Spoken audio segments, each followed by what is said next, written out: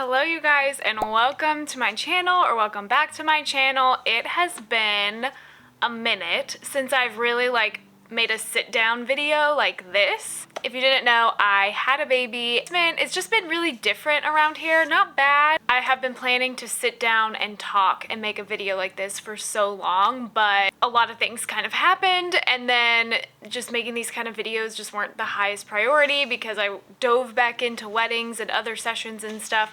So now I'm coming back and hopefully make this a regular thing again.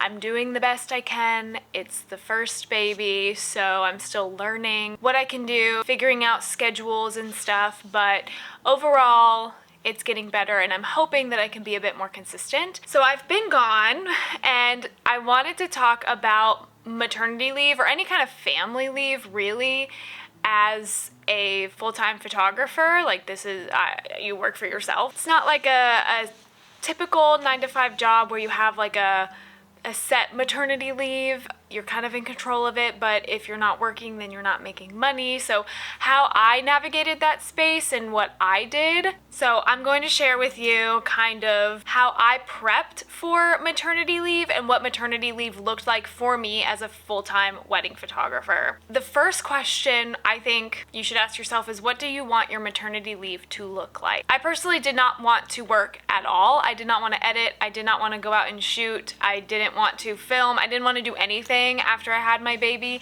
because it was my first one and I just did not know what to expect. And I told myself in my head that I was gonna give myself 3 months. I ended up not doing 3 months, but I wanted to fully focus on the baby, not have any kind of sessions or weddings hanging over my head because I didn't know what to expect. Now, if this is your second, third, fourth, fifth, 10th kid, maybe you know a bit more of what to expect. And so you just kind of know, okay, I'm going to do the 6-week recovery and then go back to shooting weddings, or I'm going to strap on the newborn and shoot family sessions or something. It just, what does that look like to you? For me, I wanted 3 months of no weddings, and I also just didn't want to be filming and editing sessions while also not sleeping with a newborn, So what I wanted maternity leave to look like was no weddings for 3 months. And so then you have to ask yourself, how long do you want your maternity leave to be? Now, for a typical birth, 6 weeks is your recovery period. With a C-section, I believe it's 8 weeks. So I would recommend not booking a wedding before getting cleared by your doctor for physical activity, exercise and things, because weddings are exercise, okay? Photographing a wedding is like running a marathon, I swear. After your 6 weeks, after your postpartum appointment, you get the go-ahead. I would plan to take that as a minimum. If you're, birthing a human, I think you deserve at least 6 to 8 weeks to recover from that, at least. So like I said, I wanted to not have any weddings for 3 months. I ended up doing an engagement session when my baby was about 2 months old, and to me that was too soon. It was too soon because I had a complication, and so I was just really stressed out the whole time I was there. It was still beautiful and wonderful, and the couple was great, but for me personally, that was too soon because I had a complication. It was unexpected, so I can't tell you 2 months is too soon for you, but for me in that situation, I wish I would not have had anything for 3 months. But I think the biggest question with maternity leave is, what do I do with weddings or sessions that I've already booked? Either they are going to be a week after you're due, or they're right around your due date, so you may or may not be able to photograph or shoot those dates. You don't know, maybe it's a week before you're due, so you don't know if you're gonna go into labor early. So I'm just gonna share with you what I did. Luckily for me, it wasn't a very busy summer, and I was due in the middle of summer, so I only had a few weddings that I had to think about. But what I did is I contacted the couple and kind of gave them 2 options. I let them know the situation, hey, just so you know, I'm pregnant, I'm due.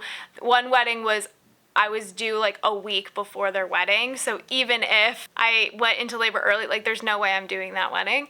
And so I gave them two options. One is to refund all of their money minus like services rendered or whatever. So for example, this one couple, I told them I would like refund all their money, refund their deposit, minus we had already done an engagement session. So I would just charge them for the engagement session we did and not charge them for anything else. I would refund their deposit, everything. So I would refund all of their money and then cancel their contract with me, and then they could find a new photographer. So that was one option. So basically let them find somebody else that can shoot their wedding and be there in person, and I was totally fine with that. So that was one option. The second option is I can hire an associate photographer to shoot their wedding for them, but I would still edit and everything. An associate photographer, if you didn't know, it's kind of like if you are an associate photographer, you are photographing on behalf of somebody else, kind of like a second photographer, but you're the lead photographer for that day. But it's not your business, it's somebody else's. I'm explaining it really, really well, I think. So I would hire an associate to go and shoot just the day of their wedding, and then I would get the photos, edit them, deliver the gallery, like everything else would be through me. It's just the day of the wedding, the photographer would not be me, if that makes sense. So I explained that to them and they were super, super nice, and that's what I ended up doing, was hiring an associate to go to these weddings and photograph them for me. Now, I understand that I just said I did not want to do any editing or anything on maternity leave, but I ended up doing it. And I just think if you have a plan but you're willing to be flexible, like you're gonna be a lot happier. I kind of had to learn things for myself. I think I had like this overall goal, but editing, sitting on the couch and editing wasn't as time consuming, I guess, as I thought I would. I could hold my baby while I was editing. So it ended up being